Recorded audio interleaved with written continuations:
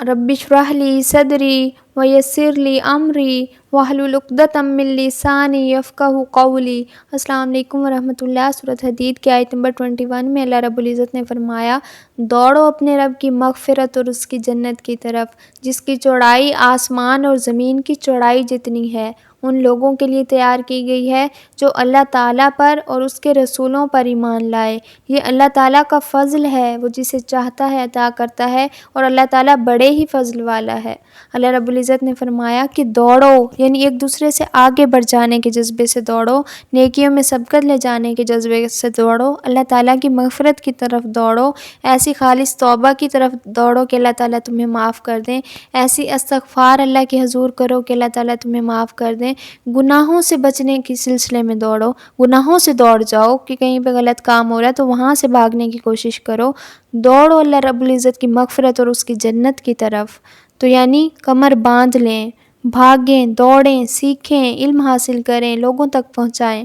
اللہ رب العزت نے فرمایا دوڑو اپنے رب کی مغفرت اور اس کی جنت کی طرف۔ تو رسول اللہ صلی اللہ علیہ وسلم نے فرمایا، جو کوئی علم کا راستے کی تلاش میں نکلتا ہے، یعنی جو کوئی علم کا راستہ اختیار کرتا ہے تو اللہ تعالیٰ اس کے لیے جنت کا راستہ اختیار کر دیتے ہیں۔ تو اللہ رب العزت نے فرمایا کہ دوڑو اپنے رب کی مغفرت اور اس کی جنت کی طرف۔ تو جنت کی طرف جانے کے لیے تو علم کا راستہ ہی ضروری ہے کہ ہم جنت کی طرف تبھی جا سکتے ہیں۔ تو جنت حاصل کرنا چاہتے ہیں ہم، جس کی چوڑائی آسمان اور زمین کی چوڑائی جتنی ہے۔ ہم زمین پر کھڑے ہو کر جب آسمان کی طرف دیکھتے ہیں تو ایک نیلے آسمان کے بعد ہماری نگاہیں اس کو پا نہیں سکتی، اتنی چوڑائی، اتنی لمبائی، اتنی اونچائی ہے کہ ہم نہیں دیکھ سکتے اس کو، اور ہم یہ سمجھتے ہیں بس یہاں تک ہے آسمان۔ لیکن اللہ رب العزت نے فرمایا کہ ان لوگوں کے لیے تیار کی گئی ہے جو اللہ تعالیٰ اور اس کے رسولوں پر ایمان لاتے ہیں۔ تو ہم بھی کہتے ہیں کہ ہم اللہ تعالیٰ اور اس کے رسول پر ایمان لائے۔ تو اللہ تعالیٰ اور اس کے رسولوں پر ایمان کا مطلب یہ ہے کہ اللہ تعالیٰ نے جو احکامات دیے اس کے مطابق زندگی گزاری جائے، اور رسول کی سنت سے ہم نے جو سیکھا، رسولوں کی سنت، تمام رسولوں نے ایک ہی حکم دیا کہ توحید کی طرف آ جاؤ، اللہ تعالیٰ سے شرک نہ کرو، اللہ تعالیٰ کے احکامات پر عمل کرو، اللہ تعالیٰ کی کتاب پر عمل کرو۔ تو یہی تو سنت ہے کہ جس کی اطاعت کا ہمیں حکم دیا گیا۔ تو ہم صرف یہی کہہ کے کہ ہم منہ سے کہہ دیں کہ ہم اللہ تعالیٰ اور اس کے رسولوں پر ایمان رکھتے ہیں تو ہم جنت کے مستحق نہیں ہو سکتے جب تک ہم اس کے لیے عمل نہ کریں۔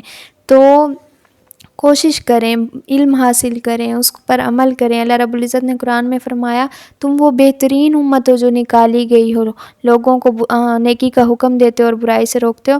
تو یہ صرف مولوی کا کام نہیں ہے کہ وہ لوگوں کو علم سکھائے گا، ہر فرد پر یہ فرض ہے کہ وہ علم سیکھے، اس پر عمل کرے اور اس کو لوگوں کو تک پہنچائے۔ رب کی مغفرت اور اس کی جنت کے لیے صرف وہی مقابلہ کر سکتا ہے جس کی نظریں اس دنیا پر نہیں بلکہ اگلے جہان کے ہدف پر ہوتی ہیں۔ اس کا جو ہدف ہوتا ہے وہ اگلا جہان ہوتا ہے، اس کو اس جہان کی کامیابی چاہیے، اسی لیے اس نے اپنی گردن سے دنیا کی غلامی کا طوق اتار پھینکا ہوتا ہے۔ اس کو کوئی فرق نہیں پڑتا لوگ اس کے بارے میں کیا کہہ رہے ہیں، اس کو کوئی فرق نہیں پڑتا اگر اس کے پاس دولت دوسرے لوگوں سے کم آ رہی ہے، اس کو بس یہ ہے کہ مجھے آخرت کی کامیابی چاہیے۔ تو آخرت کی کامیابی کے لیے آپ نے بھی دوڑنا ہے، اور اللہ تعالیٰ ایمان کی دولت اس کو عطا کرتے ہیں جو کفر، فسق، شرک اور نافرمانیوں سے توبہ کر کے ایمان والی، عمل صالح والی زندگی اختیار کرتے ہیں۔ ایسے ہی لوگوں کو اللہ تعالیٰ نے ایمان اور عمل صالح کی توفیق دیتا ہے، اور جن کے لیے وہ جنت تیار کی گئی جس کی چوڑائی بہت زیادہ ہے۔ تو جنت کی بات ہو رہی ہے تو جنت کی خوبصورتیوں میں رسول اللہ صلی اللہ علیہ وسلم کی ایک حدیث سنانا چاہوں گی کہ رسول اللہ صلی اللہ علیہ وسلم کے پاس ایک ریشم کا ٹکڑا آیا، تو اس کی جو خوبصورتی تھی اتنی زیادہ تھی کہ صحابہ ایسے اس کو لینے کے تھے کہ مطلب سب کی کوشش تھی کہ میں لے لوں، اس میں سے میں بھی لے لوں۔ تو رسول اللہ صلی اللہ علیہ وسلم نے فرمایا کہ تمہیں اس کی خوبصورتی اتنی زیادہ حیرت میں ڈال رہی ہے؟ تو صحابہ نے کہا جی یا رسول اللہ، اتنا خوبصورت ریشم ہے۔ تو آپ صلی اللہ علیہ وسلم نے فرمایا، ایک صحابی تھے سعد رضی اللہ عنہ، تو ان کے بارے میں فرمایا کہ جنت میں ان کے رومال اس سے بھی زیادہ خوبصورت ہوں گے۔ تو جنت کی جو عورت ہے، جس کے حدیث میں ہم نے دیکھا کہ وہ اگر زمین پر اپنا دوپٹہ بھی لٹکا دے تو پوری زمین اس کی خوشبو سے معطر ہو جائے، اور وہاں پہ موٹی موٹی آنکھوں والی حوریں ہوں گی، اور وہاں پر سبز قالین ہوں گے، وہاں پر چھوٹے چھوٹے لڑکے پھرائے جائیں گے جو ہر وقت آپ کو جو چاہیے ہوگا وہ لا کر دیں گے۔ وہ ہر وقت وہاں پر اللہ تعالیٰ، سب سے جو خوبصورت چیز ہے نا وہاں پر، جو مجھے جنت کی طرف کھینچتی ہے، مجھے یہ ہوتا ہے کہ میں وہاں پر اپنے نبی کو دیکھوں گی، ان صالحین کو دیکھوں گی جن کے بارے میں ہم صرف پڑھتے ہیں، جن کے بارے جیسے حضرت عمر ہیں، حضرت عائشہ ہیں، حضرت فاطمہ ہیں، اور سب سے بڑھ کر جو وہاں کی جنت کی خوبصورتی ہے کہ اللہ تعالیٰ کا دیدار ہوگا۔ تو اس جنت کے لیے دوڑنا ہے انشاءاللہ، اس کے لیے نیکیاں کرنی ہیں، اس کے لیے جتنی دوڑ دھوپ ہو سکتی ہے کرنی ہے۔ ہم کہتے ہیں ہم ایسے کر لیں گے۔